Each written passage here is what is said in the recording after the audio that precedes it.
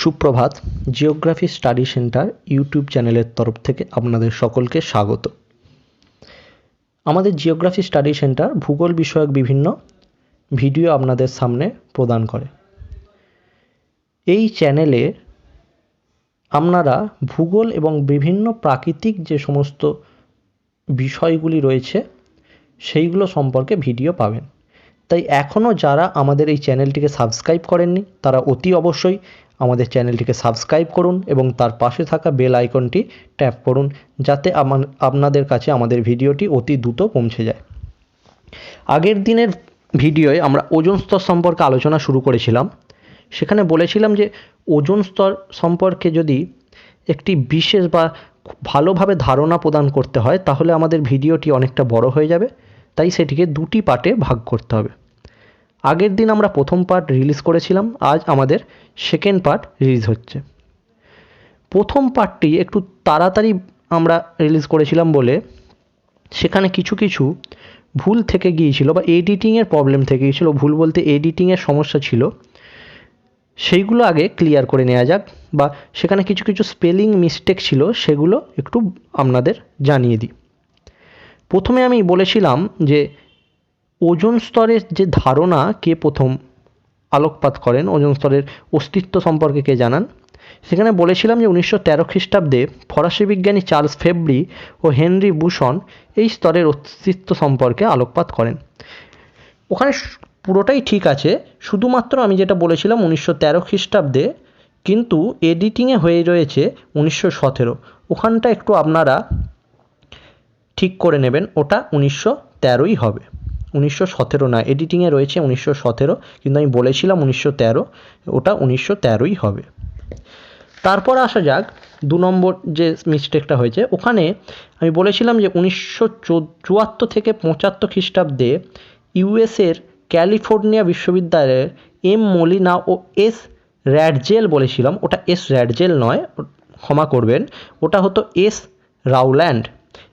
রাউল্যান্ড এবং এম মলিনা প্রথম 1974 থেকে 75 খ্রিস্টাব্দে ওজোন স্তরের ধ্বংসের বিষয়ে একটি সমীক্ষা তত্ত্ব প্রদান করেন। ওটা আমার ভিডিওর মধ্যে লেখাটা রয়েছে যে এস রাউল্যান্ড, কিন্তু আমি বলেছিলাম আপনাদের এস র্যাডজেল, ওটা এস রাউল্যান্ড হবে। এরপরে যেটা ছিল, তারপরের যে অবক্ষয়ের যে প্রমাণে 2 নম্বর পয়েন্টটা ছিল 1967 খ্রিস্টাব্দে। ওখানে 1967টা এডিটিং হতে যে 967 হয়ে রয়েছে, ওটা 1967 খ্রিস্টাব্দ হবে। এই কিছু কিছু স্পেলিং মিস্টেক ছিল, এগুলো একটু আপনারা সংশোধন করে নেবেন, আর এর জন্য আপনাদের কাছে আমি ক্ষমা চেয়ে নিচ্ছি, কারণ ভিডিওটা একটু তাড়াতাড়ি এসেছিলো, আমাকেও তাড়াতাড়ি এডিটিংটা করতে হয়েছে, সেখানে ভুলগুলো থেকে গিয়েছিল। চলুন আজকে আমরা এবার 2 নম্বর পার্টের দিকে এগোই। 2 নম্বর পার্টে আমরা আলোচনা করব ওজোন স্তর অবক্ষয়ের বিভিন্ন কারণ, ওজোন স্তর অবক্ষয়ের প্রভাব এবং ওজোন স্তরের যে সুরক্ষা ব্যবস্থা সেই সম্পর্কে কি কি লক্ষ্যসমূহ গ্রহণ করা হয়েছে বা কি কি লক্ষ্য ছিল, পদক্ষেপ কি কি নেওয়া হয়েছে, সেগুলো নিয়ে আলোচনা করব। প্রথমে আসা যাক ওজোন স্তর অবক্ষয়ের কারণসমূহ। ওজোন স্তর যে অবক্ষয় বা ক্ষয় ঘটে তার কারণকে আমরা প্রধানত দুটি ভাগে ভাগ করে নিই। প্রথম ভাগ এ রয়েছে প্রাকৃতিক কারণসমূহ এবং বি পার্টে রাখছি আমরা মানবিক বা কৃত্রিম যে কারণসমূহ, মনুষ্য কারণসমূহ, সেইগুলোকে। এই প্রাকৃতিক কারণসমূহের মধ্যে 3টি কারণ বিশেষ করে উল্লেখযোগ্য। কারণগুলি হলো অতিবেগুনি রশ্মির বিক্রিয়া, ঊর্ধ্ব বায়ুমণ্ডলীয় সঞ্চালন এবং 3 নম্বর নাইট্রাস অক্সাইডের প্রভাব। এবার আসি আমরা প্রথম আলোচনায় অতি বেগুনি রশ্মির বিক্রিয়া। অতি বেগুনি রশ্মির বিক্রিয়া বলতে যে আল্ট্রাভায়োলেট যে রশ্মি রয়েছে, অর্থাৎ অতি বেগুনি রশ্মির প্রভাবে ওজোন অণু বিশ্লিষ্ট হয়ে অক্সিজেন পরমাণু এবং অক্সিজেন অণু গঠিত হয়। অতি বেগুনি রশ্মির প্রভাবে ওজোন অণু বিশ্লিষ্ট হয়ে অক্সিজেন পরমাণু ও অক্সিজেন অণু গঠিত হয়। এই প্রাকৃতিক উপায়ে ওজোনের সৃষ্টি ও বিনাশের ফলে ওজোন স্তরের ভারসাম্য বজায় থাকে। তাহলে এই যে প্রাকৃতিক একটা উপায়ে, এটা কি হচ্ছে, অতিবেগুনি রশ্মির প্রভাবে ওজোন অণুটা বিশ্লিষ্ট হয়ে যাচ্ছে, হয়ে অক্সিজেন পরমাণু এবং অক্সিজেন অণু গঠিত হচ্ছে। আবার এই প্রাকৃতিকভাবেই এইটা কিন্তু আবার ওজোন স্তরটা সৃষ্টি হয়ে যায়। এভাবে আস্তে আস্তে ভারসাম্যটা বজায় থাকে। এরপর 2 নম্বর পয়েন্টে আসি, ঊর্ধ্ব বায়ুমণ্ডলীয় সঞ্চালন। এই ঊর্ধ্ব বায়ুমণ্ডলীয় সঞ্চালনের ফলে কিভাবে ওজোন স্তর অবক্ষয় ঘটে। ঊর্ধ্ব বায়ুমণ্ডলীয় সঞ্চালনের কারণে আন্টার্কটিকা অঞ্চলের ওজোন গ্যাস 60 ডিগ্রি থেকে 70 ডিগ্রি অক্ষাংশ সংলগ্ন অঞ্চলে এসে সঞ্চিত হয় এবং আন্টার্কটিকার বায়ুমণ্ডলের ওজোন গহ্বরের উৎপত্তি ঘটে। তাহলে কি হয়, ঊর্ধ্ব বায়ুমণ্ডলীয় যে সঞ্চালন ঘটে তার কারণে 60 ডিগ্রি থেকে 70 ডিগ্রি অক্ষাংশ সংলগ্ন অঞ্চল, যেটা আন্টার্কটিকা অঞ্চলের অন্তর্গত, সেখানে ওজোন গ্যাস যে অঞ্চলটা রয়েছে সেখানে এসে সঞ্চিত হয়, ফলে আন্টার্কটিকা বায়ুমণ্ডলের যে ওজোন গহ্বরের উৎপত্তি ঘটে। 3 নম্বর পয়েন্টে আসি, নাইট্রাস অক্সাইডের প্রভাব। নাইট্রাস অক্সাইডের যে প্রভাব সেইটা কিভাবে ওজোন স্তরকে অবক্ষয় করে তার কারণটা একটু আলোচনা করি।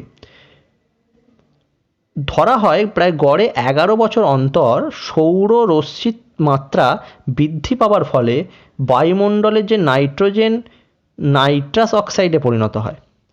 কিসে পরিণত হচ্ছে নাইট্রোজেনটা? নাইট্রাস অক্সাইডে পরিণত হচ্ছে, কারণ 11 বছর অন্তর সৌরশক্তির মাত্রা বৃদ্ধি পায় এবং ওজোনের সঙ্গে নাইট্রাস অক্সাইডের বিক্রিয়ার ফলে ওজোন স্তর অবক্ষয় হয়। প্রথমে নাইট্রোজেনটা নাইট্রাস অক্সাইডে পরিণত হচ্ছে এবং তারপর নাইট্রাস অক্সাইডের বিক্রিয়া করার ফলে ওজোন স্তরটা ক্ষয় হচ্ছে। এই যে 3টে কারণ, প্রথম কারণ গেল অতিবেগুনি রশ্মির বিক্রিয়া, দ্বিতীয় পয়েন্ট গেল ঊর্ধ্ব বায়ুমণ্ডলীয় সঞ্চালন এবং তৃতীয় পয়েন্ট গেল নাইট্রাস অক্সাইডের প্রভাব। এই 3টে প্রক্রিয়ার কারণে প্রাকৃতিকভাবে ওজোন স্তর অবক্ষয় হয়ে থাকে। এবার বি অর্থাৎ মানবিক কারণ সমূহে আমরা আসি। মানবিক কারণ সমূহে অনেক কারণ রয়েছে, তার মধ্যে 5টি কারণকে আমরা উল্লেখযোগ্য ধরতে পারি। 1 নম্বর কারণ যেটি, সেটা হচ্ছে ক্লোরোফ্লোরোকার্বনের প্রভাব বা সিএফসি গ্যাসের প্রভাব। দ্বিতীয় হচ্ছে হ্যালনের প্রভাব এবং 3 নম্বর জেট বিমানের চলাচল। 4 নম্বর সালফেটের প্রভাব। 5 নম্বর কার্বন টেট্রাক্লোরাইড ও মিথাইল ক্লোরোফর্মের প্রভাব। 1 নম্বরে আসি, প্রথম পয়েন্টটায় ক্লোরোফ্লোরোকার্বনের প্রভাব, যেটা খুবই গুরুত্বপূর্ণ এবং একদম প্রধান যে প্রভাবটা এই ওজোন স্তর অবক্ষয়ের কারণগুলির মধ্যে। 1930 খ্রিস্টাব্দে মার্কিন বিজ্ঞানী টমাস মিজলে সর্বপ্রথম ক্লোরোফ্লোরোকার্বন নামক গ্যাসটি আবিষ্কার করেন। কত খ্রিস্টাব্দে? 1930 খ্রিস্টাব্দে মার্কিন বিজ্ঞানী টমাস মিজলে, যা বিজ্ঞানমহল এবং নাসার মতানুসারে ওজোন স্তর অবক্ষয়ের মুখ্য উপাদান রূপে বিবেচিত। আমি আগেই বলেছি যে এটিই প্রধান কারণ এবং এটি প্রধান কারণ হিসেবে নাসা এবং আমাদের বিভিন্ন বিশ্বের বিজ্ঞানী মহল মেনে নিয়েছেন যে ক্লোরোফ্লোরো যে কার্বনের প্রভাব, সেটাই হচ্ছে এই ওজোন স্তর অবক্ষয়ের প্রধান কারণ। এই যে ক্লোরোফ্লোরোকার্বন, এটা প্রধানত বিভিন্ন যে আমাদের ব্যবহৃত মানুষের ব্যবহৃত বা আমরা যে জিনিসগুলো করে থাকি সেখান থেকে আসে, যেমন এয়ার কন্ডিশনার, রেফ্রিজারেটর, স্প্রে জাতীয় বিভিন্ন দ্রব্য, এই সমস্ত থেকে এই সিএফসি ধীরে ধীরে স্ট্র্যাটোস্ফিয়ারে উপনীত হয়ে বা স্ট্র্যাটোস্ফিয়ারে এসে 110 থেকে 120 বছর অক্ষতভাবে অবস্থান করতে পারে। 120 থেকে বা 110 থেকে 120 বছর বা 130 বছর, এইটা একটা প্রায় সময়কাল ধরা হয়। এই সময়ের মধ্যে এই স্ট্র্যাটোস্ফিয়ারের মধ্যে সিএফসি একদম অবক্ষতভাবে বা কোনো এর ক্ষয় ঘটে না, সিএফসিটা পুরো যেমনভাবে আসে সেরকম রয়ে যেতে পারে। আর এই সময় সূর্যের অতিবেগুনি রশ্মির সঙ্গে এই গ্যাসটা বিক্রিয়া করে ক্লোরিন পরমাণু উৎপন্ন করে। এই ক্লোরিন পরমাণু কিন্তু সবথেকে বেশি পরিমাণে ওজোন স্তর ক্ষয় ঘটাতে পারে। তাহলে প্রত্যক্ষভাবে ক্ষয় ঘটাচ্ছে ক্লোরিন পরমাণুটা এবং পরোক্ষভাবে এই ক্লোরিন পরমাণুটাকে কিন্তু সৃষ্টি করছে সিএফসি। এই সিএফসি ক্লোরিন পরমাণু উৎপন্ন করে সূর্যের অতিবেগুনি রশ্মি বা আলট্রাভায়োলেটের সাহায্যে। এরপর আসা যাক 2 নম্বর পয়েন্ট, হ্যালনের প্রভাব। হ্যালন হচ্ছে যে অগ্নি নির্বাপক যে যন্ত্র আছে সেখানে এই যে অগ্নি নির্বাপক রূপে ব্যবহৃত হ্যালন এক প্রকার যৌগ। এই যৌগ সূর্যের অতিবেগুনি রশ্মির সঙ্গে বিক্রিয়ার ফলে ব্লোমিন উৎপন্ন করে। কি উৎপন্ন করে? ব্লোমিন উৎপন্ন করে। এবং এই ব্লোমিন ক্লোরিনের তুলনায় বেশি মাত্রায় ওজোন অণু ধ্বংস সাধন করে। আমরা আগে জানছিলাম কি যে ক্লোরিন করছে ওজোন অবক্ষয় ঘটাচ্ছে ওজোন স্তরটাকে, কিন্তু ব্লোমিন যে যৌগ সেইটা কিন্তু ক্লোরিনের তুলনাও বেশি পরিমাণে ওজোন স্তরের অবক্ষয় ঘটায়। এই যে ব্লোমিনটা এটা আসছে কোত্থেকে? হ্যালন নামক একটি যৌগ থেকে আসছে। হ্যালন 1211, হ্যালন 1301। এই যে যৌগটা, এই যৌগটাই প্রধানত অগ্নি নির্বাপক রূপে ব্যবহৃত হয়। এরপর আসা যাক 3 নম্বর পয়েন্ট, জেট বিমানের চলাচল। বায়ুমণ্ডলের যে স্ট্র্যাটোস্ফিয়ারের মধ্য দিয়ে আমরা জানি জেট বিমান চলাচল করে। সেই জেট বিমান চলাচলের ফলে যে নাইট্রোজেন অক্সাইড নির্গত হয় তার প্রভাবেও কিন্তু ওজোন স্তরের অবক্ষয় ঘটে। পরের পয়েন্ট বা 4 নম্বর পয়েন্ট, সালফেটের প্রভাব। এই সালফেট কিভাবে ওজোন স্তরকে ধ্বংস করে? দেখো, বায়ুমণ্ডলে নির্গত যে সালফার ডাইঅক্সাইড আছে, বায়ুমণ্ডল থেকে নির্গত সালফার ডাইঅক্সাইড থেকে সালফেট যৌগ উৎপন্ন হয়, যা ওজোন অণুকে বিশ্লিষ্ট করে অক্সিজেন পরমাণু এবং অক্সিজেন অণু গঠন করে। তাহলে কি হচ্ছে? সালফার ডাইঅক্সাইড থেকে আসছে সালফেট। সেই সালফেট যৌগটা কি করছে? ওজোন অণুর সঙ্গে বিক্রিয়া করছে, এর ফলে ওটাকে বিশ্লিষ্ট করে দিয়ে কি তৈরি হচ্ছে? অক্সিজেন পরমাণু এবং অক্সিজেন অণু। শেষ পয়েন্ট এবং 5 নম্বর পয়েন্ট, কার্বন টেট্রাক্লোরাইড ও মিথাইল ক্লোরোফর্মের প্রভাব। কার্বন টেট্রাক্লোরাইড ও মিথাইল ক্লোরোফর্মের প্রভাবেও ওজোন অণু ভেঙে গিয়ে ওজোন স্তরের ধ্বংস সাধন হয়। এই গেল আমাদের ওজোন স্তরের অবক্ষয়ের প্রাকৃতিক এবং মানবিক কারণসমূহ। এখানে যে যে বিক্রিয়াগুলো দেওয়ার দরকার সেগুলো কিন্তু তোমরা ভিডিওতেই পেয়ে যাচ্ছ। এবার আসি এই ওজোন অবক্ষয়ের যে প্রভাব, ওজোন অবক্ষয়ের কি কি প্রভাব আমাদের পৃথিবীর ওপর পড়ে। এই ওজোন অবক্ষয়ের প্রভাব কিন্তু বহুভাবে বিভিন্নভাবে আমাদের পৃথিবীর ওপর এর প্রভাব লক্ষ্য করা যায়। এই প্রভাবগুলিকে আমরা 5টি ভাগে ভাগ করে নিই। প্রথম ভাগে আমরা আলোচনা করব জলবায়ুর ওপর প্রভাব, দ্বিতীয় ভাগে আলোচনা করব উদ্ভিদের ওপর প্রভাব, তৃতীয় ভাগে আলোচনা করব প্রাণীর ওপর প্রভাব, 4 নম্বর মানব সমাজের ওপর প্রভাব এবং 5 নম্বর বাস্তুতন্ত্রের ওপর প্রভাব। প্রথমে আসা যাক জলবায়ুর ওপর প্রভাবে। জলবায়ুর ওপর ওজোন স্তরের কিন্তু বিশেষ এবং গুরুত্বপূর্ণ প্রভাব লক্ষ্য করা যায়। এর প্রভাবগুলি আমি বলছি, একটুখানি শুনলেই ভালো করে আপনারা বুঝতে পারবেন যে কি কি প্রভাব পড়ছে জলবায়ুর ওপর। 1 নম্বর, ওজোন স্তরের অবক্ষয়ের কারণে ক্ষতিকারক অতিবেগুনি রশ্মি ভূপৃষ্ঠে এসে পতিত হওয়ায় ভূপৃষ্ঠের তাপমাত্রা বৃদ্ধি পায়। ওজোন স্তরের অবক্ষয়ের কারণে কি হচ্ছে? ক্ষতিকারক যে অতিবেগুনি রশ্মি আসে, আমরা আগেই জেনে এসেছি, সেই অতিবেগুনি রশ্মি আসার ফলে ভূপৃষ্ঠের তাপমাত্রাটা বা উত্তাপ ধীরে ধীরে বৃদ্ধি পায়। 2 নম্বরে আসি, আলোক রাসায়নিক প্রক্রিয়ার মাত্রা বৃদ্ধি পাওয়ার ফলে ধোঁয়াশা সৃষ্টির পরিমাণও বৃদ্ধি পায়। তাহলে আলোকের যে রাসায়নিক প্রক্রিয়ার মাত্রাটা বৃদ্ধি পাইলে কি হচ্ছে? আস্তে আস্তে ধোঁয়াশা, যে আমাদের অ্যাসিড বৃষ্টি ঘটে, বিভিন্ন অ্যাসিড বৃষ্টিতে আমি পরে আসছি অ্যাসিড বৃষ্টি কাকে বলে। এই যে কারণে, এই অতিবেগুনি রশ্মির কারণেই কিন্তু কি হচ্ছে? ধোঁয়াশার পরিমাণটা অনেক বেড়ে যায় বাতাসে। 3 নম্বরে আসি, মিথেন, সিএফসি প্রভৃতির পরিমাণ বৃদ্ধি পেলে গ্রিনহাউস প্রভাবের মাত্রা বৃদ্ধি পায়। এই যে মিথেন, সিএফসি বৃদ্ধি পেলে কিন্তু কি হচ্ছে? ওজোন স্তর ধ্বংস করছে। কিন্তু আবার মিথেন, সিএফসি প্রভৃতির পরিমাণ যদি বৃদ্ধি পায়, এর ফলে কিন্তু বিভিন্ন গ্রিনহাউস প্রভাবের মাত্রা বৃদ্ধি পায়। আমরা জানি গ্রিনহাউস যে গ্যাসগুলি আছে তার মধ্যে মিথেন আছে, সিএফসি আছে, বিভিন্ন গ্যাসগুলি রয়েছে।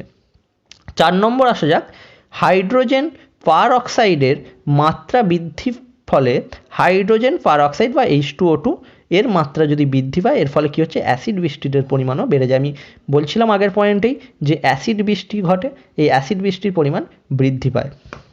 এবার তাহলে আমি বলে দিই এখনই যে অ্যাসিড বৃষ্টি জিনিসটা কি। অ্যাসিড বৃষ্টি হলো জীবাশ্ম জ্বালানির দহন এবং কারখানা ও যানবাহন থেকে নির্গত SO2, CO2, NO2 এর সঙ্গে বৃষ্টির জলের বিক্রিয়ায় অ্যাসিড উৎপন্ন হওয়ার ফলে বৃষ্টির জলের pH এর মান 5.5 এর কম হলে তাকে অ্যাসিড বৃষ্টি বলে। বিক্রিয়াটি আমি দিয়ে দিচ্ছি স্ক্রিনে, তোমরা দেখে নাও। একদম শেষ যে পয়েন্টটা আছে যে জলবায়ুর ওপর যে প্রভাব, স্ট্র্যাটোস্ফিয়ারের উষ্ণতা হ্রাস পায়। অবশ্যই স্ট্র্যাটোস্ফিয়ারে এই ওজোন স্তর ক্ষয়ের ফলে স্ট্র্যাটোস্ফিয়ারের উষ্ণতা কিন্তু অনেক অংশে হ্রাস পেয়ে যায়। এবার আসি 2 নম্বর পয়েন্ট, উদ্ভিদের ওপর প্রভাব। ওজোন স্তরের প্রভাব, যেটা ওজোন ক্ষয় অবক্ষয়ের যে প্রভাবটা ওজোন স্তর, 2 নম্বর প্রভাব আসছি উদ্ভিদের ওপর প্রভাব। ওজোন স্তর ধ্বংসের ফলে যে আগত ক্ষতিকারক অতিবেগুনি রশ্মি উদ্ভিদের ওপর বিভিন্নভাবে প্রভাবিত করে উদ্ভিদ জগৎকে। প্রথমত, পাতায় যে ক্লোরোফিলের পরিমাণ হ্রাস ঘটায়। যে ক্লোরোফিলটা থাকে পাতায়, উদ্ভিদ যে খাদ্য তৈরির জন্য যে ক্লোরোফিলের প্রয়োজন হয় সেই পরিমাণটা অনেকাংশে হ্রাস পায়। তার ফলে কি হয়? তার ফলেই হয় সালোক সংশ্লেষ প্রক্রিয়া ব্যাহত হয়। এছাড়াও যে বিভিন্ন বিম, টমাটো প্রভৃতি উদ্ভিদের যে উৎপাদনশীলতা বা বিভিন্ন যে কোনো, শুধুমাত্র বিম টমাটো নয়, বিভিন্ন উদ্ভিদের যে উৎপাদন ক্ষমতা, ফসল উৎপাদনের যে পরিমাণ, সেটা কিন্তু হ্রাস পায়। আর একটা জিনিস ঘটে, সমুদ্র জলে যে ফাইটোপ্লাঙ্কটন, সেই ফাইটোপ্লাঙ্কটন, আমরা জানি দুটো প্লাঙ্কটন থাকে, জুপ্লাঙ্কটন এবং ফাইটোপ্লাঙ্কটন।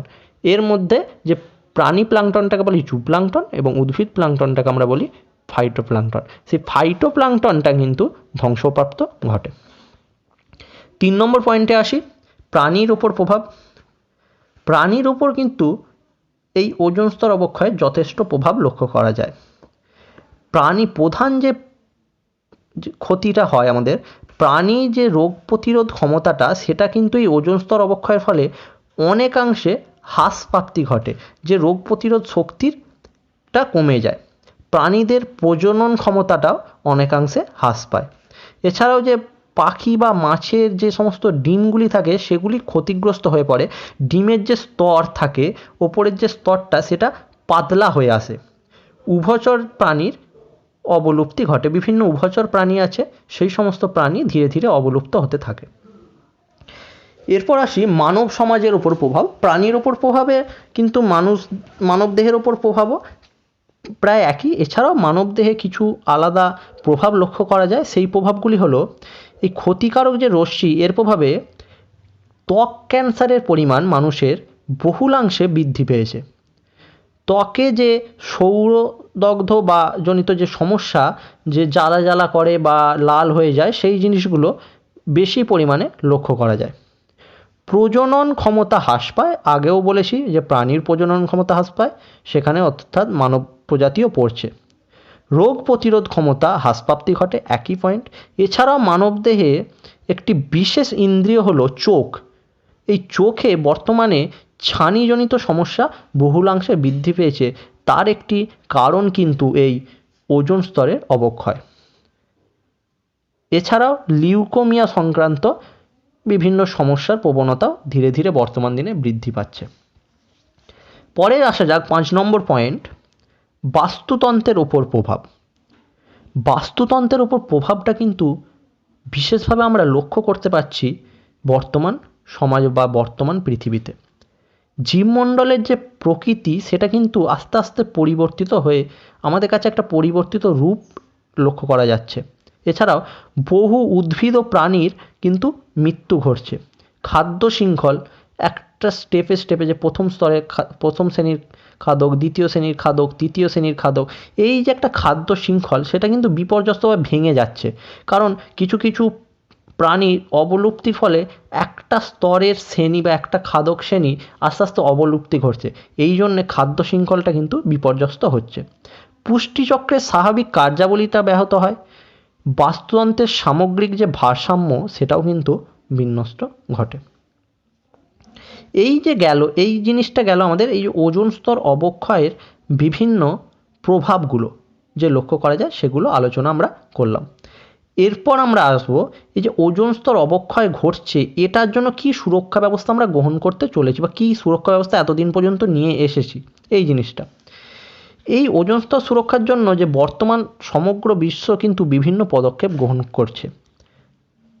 এর প্রসঙ্গে একদম যে প্রথম দিকে যে আমরা পদক্ষেপ গ্রহণ করেছি সেটা হচ্ছে 1987 খ্রিস্টাব্দের সেপ্টেম্বর মাসে ওজোন ক্ষয়কারী পদার্থের উৎপাদন এবং ব্যবহার হ্রাসের উদ্দেশ্যে প্রথম স্বাক্ষরিত হয় আন্তর্জাতিক চুক্তি মন্ট্রিল প্রোটোকল। এই মন্ট্রিল চুক্তি বা মন্ট্রিল প্রোটোকল কি, এবারে আসা যাক। মন্ট্রিল চুক্তি হচ্ছে 1987 খ্রিস্টাব্দের 16ই সেপ্টেম্বর জেনেভার মন্ট্রিল শহরে ওজোন স্তরের সুরক্ষার্থে অনুষ্ঠিত আন্তর্জাতিক সম্মেলনে একটি চুক্তি স্বাক্ষরিত হয় যা মন্ট্রিল চুক্তি নামে পরিচিত। পরবর্তীকালে নাগুন আছে 1990 সালের, 1991 সালের কাইবোবি আছে, 1992 সালের কোপেনহেগেন আছে, 1993 সালের ব্যাংকক আছে, 1995 সালের ভিয়েনা আছে, 1967 মন্ট্রিল আছে এবং 1999 বেজিং আছে। এই যে চুক্তিগুলো বিভিন্ন বললাম, এই চুক্তিগুলো কিন্তু এই যে মন্ট্রিল চুক্তি প্রথম হয়েছিল সে 1987 খ্রিস্টাব্দের মন্ট্রিল চুক্তি 16ই সেপ্টেম্বরে, সেটা সংশোধিত রূপ। এই মন্ট্রিল চুক্তিতে 5টি প্রধান পদার্থকে চিহ্নিত করা হয়। এই সম্মেলনের প্রধান কাজ ছিল যে চিহ্নিত করা। কি চিহ্নিত করা? যে ওজোন স্তরকে ক্ষয় করছে কোন পদার্থগুলো, সেই পদার্থগুলি 5টি পদার্থ চিহ্নিত করা হয়, যেগুলি হচ্ছে ট্রাইক্লোরোফ্লুরোমিথেন বা সিএফসি 111, ডাইক্লোরোফ্লুরোমিথেন বা সিএফসি 112, ট্রাইক্লোরোফ্লুরোইথেন সিএফসি 113, ডাইক্লোরোটেট্রাফ্লুরোইথেন সিএফসি 114, ক্লোরোপেন্টাফ্লুরোইথেন সিএফসি 115। এছাড়াও 3টি হ্যালন এর অন্তর্গত ছিল। হ্যালন 1211, হ্যালন 1301, হ্যালন 2402।